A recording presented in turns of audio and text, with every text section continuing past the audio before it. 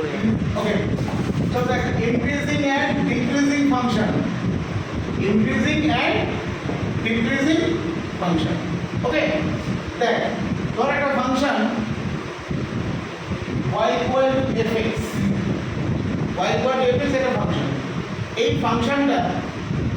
ফাংশনটা ধর মনে কর এর ডোমেইনে মনে কর x1 মনে কর less than equal to x2. x1 আর x2 বেসিক্যালি এইটাকে আমরা কি বলি অ্যাবসিসার। কি বলি আমরা অ্যাবসিসার। কোনো ফাংশনের কোনো পয়েন্ট যদি xy হয় তাহলে xy তে x কে কি বলি আমরা অ্যাবসিসার and y is the coordinate. তো মনে কর এই ফাংশনের ডোমেইনে দুটো অ্যাবসিস আছে মনে কর x1 আর x2। এখানে x1 টা less than equal to x2। less than equal to কেন হলো? মানে আমরা ইউজুয়ালি কি করি লেফট টু রাইট চেঞ্জ। ঠিক আছে? তো x1 less than equal to close difference. ঠিক আছে? x1 যদি less than equal to x2 হয় তো তার রেসপেক্টে এটা যদি ইমপ্লাই করে যে f of x1 is less than equal to f of x2. f of x1 is less than equal to f of x2. Yeah? Then we can say this function is an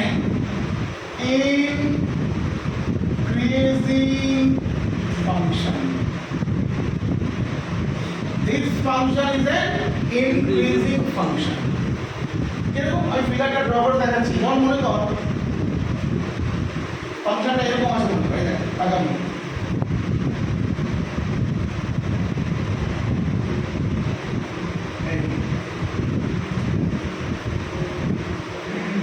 ঠিক আছে এটা x y তো মনে কর এই পয়েন্টটা মনে কর x1 এইটা মনে কর x2 axis always we have to take left to right আমরা লেফট টু রাইট যাব ঠিক আছে তাহলে এই x1 পয়েন্টে এই যে হাইটটা এই হাইটটা কত বল f of x1 আর x2 পয়েন্টে এই হাইটটা কত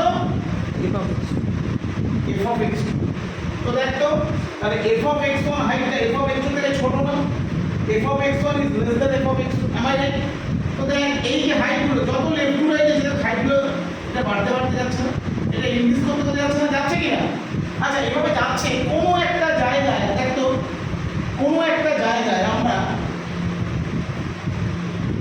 এই যে জায়গাটা মনে কর এই যে জায়গাটা পার্টিকুলার এই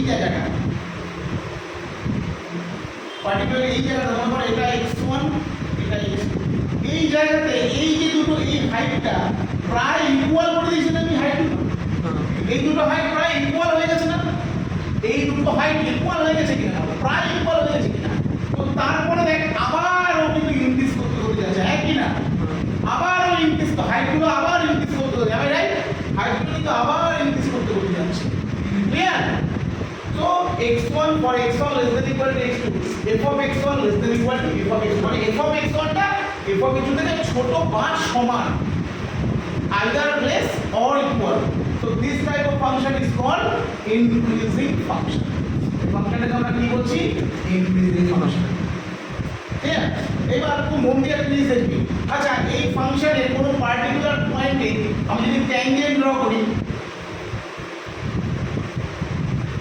একটা পার্টিকুলার পয়েন্টে আমরা ট্যানজেন্ট ড্র করলাম তাহলে এই ট্যানজেন্টটা x অ্যাক্সিসের পজিটিভ ডিরেকশনের সঙ্গে একটা অ্যাঙ্গেল ফর্ম সাই অ্যাঙ্গেল ফর্ম করেছে না কি অ্যাঙ্গেল ফর্ম করেছে বল সাই অ্যাঙ্গেল ফর্ম করেছে তো আমাকে বল এই যে সাই অ্যাঙ্গেল যেটা ফর্ম করলো এই সাই অ্যাঙ্গেলটা এটা অ্যাকিউট অ্যাঙ্গেল না this is acute angle and you know that তুই জানিস যে কোনো ফাংশনের কোনো পার্টিকুলার পয়েন্টে আমি ট্যানজেন্ট ড্র করলে ওই পয়েন্টে dy dx ইকুয়াল টু কত হয় tan psi and since psi is between 0 to 90 degree so tan psi is always greater than 0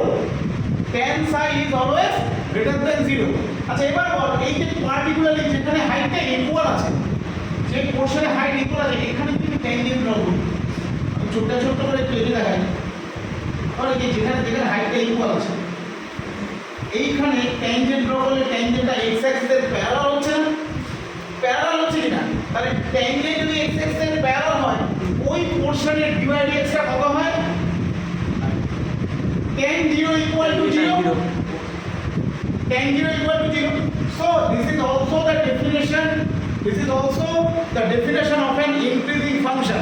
The increasing function এর কোন পার্টিকুলার পয়েন্টে যদি আমি ট্যানজেন্ট ড্র করি, সেই ট্যানজেন্টটা x এর পদের রেশিওর সঙ্গে acute angle form করে or parallel to x axis. That means for increasing function,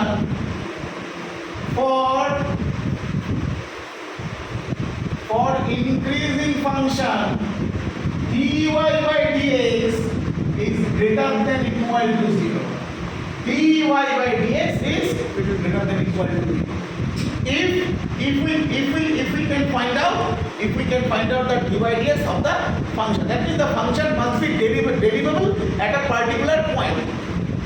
The ফাংশনটাকে কোনো পার্টিকুলার পয়েন্টে ডেরিভেবল হতে হবে।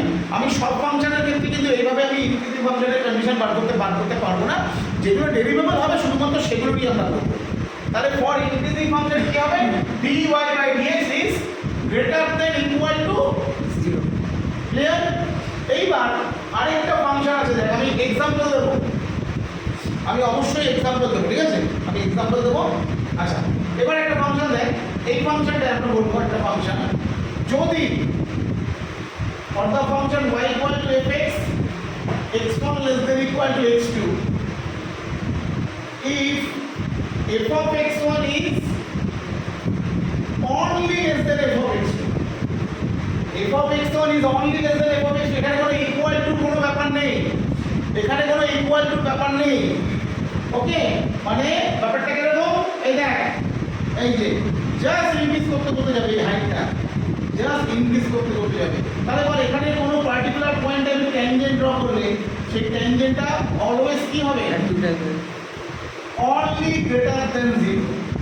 তো এই ফাংশনটার নাম হচ্ছে strictly STRICTLY strictly increasing function.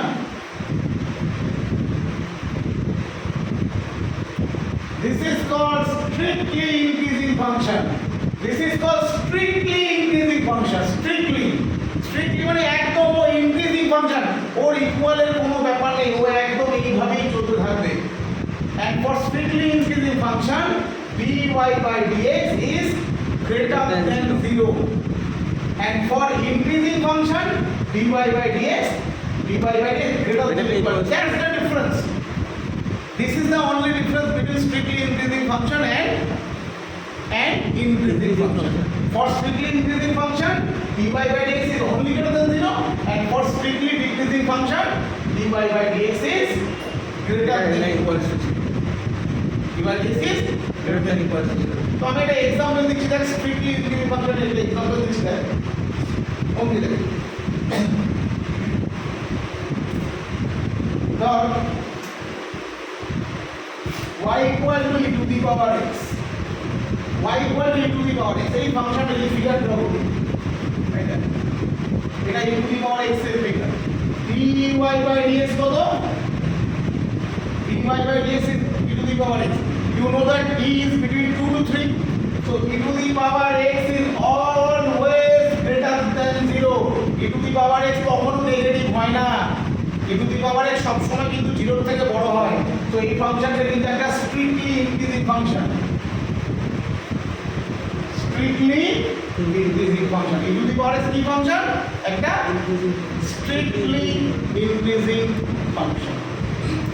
It's a strictly increasing function. Okay, তাহলে এটা হচ্ছে আমাদের ইনক্রিজিং ফাংশনের আর স্ট্রিক্টলি ইনক্রিজিং ফাংশনের ডেফিনিশন হলো।